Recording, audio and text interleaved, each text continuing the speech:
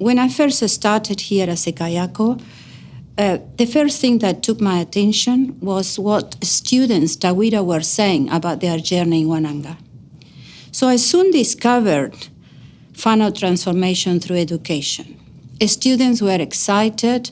They were talking that this was the first time they have a real transformative experience through Wānanga. It has never happened in their lives before. Their whānau were talking about it. We are having gatherings and group presentations, and that was the main korero from my students.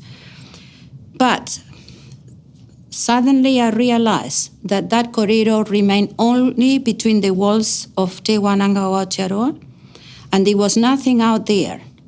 It was almost like the best kept secret in Aotearoa. Aotearoa society didn't know anything about us, anything about Te Wānanga, not even the community of South Auckland. They didn't even know that we existed. So my inquisitive mind immediately started thinking, how can we put our voices there?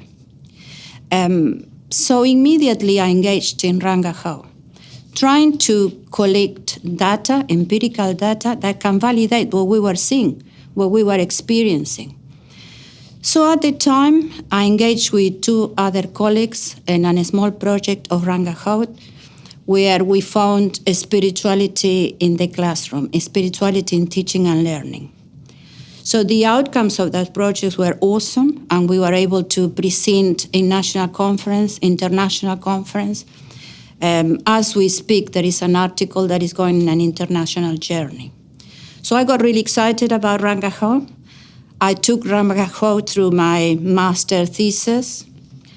My master thesis got published. It was about the values in Wānanga, how kayako, Tawira, leaders, where are these values of Wānanga? So again, it was quite exciting, and that took me straight into the PhD, which I'm in my last years of the PhD. And again, articles written on the kaupapa, putting our indigenous voices out there.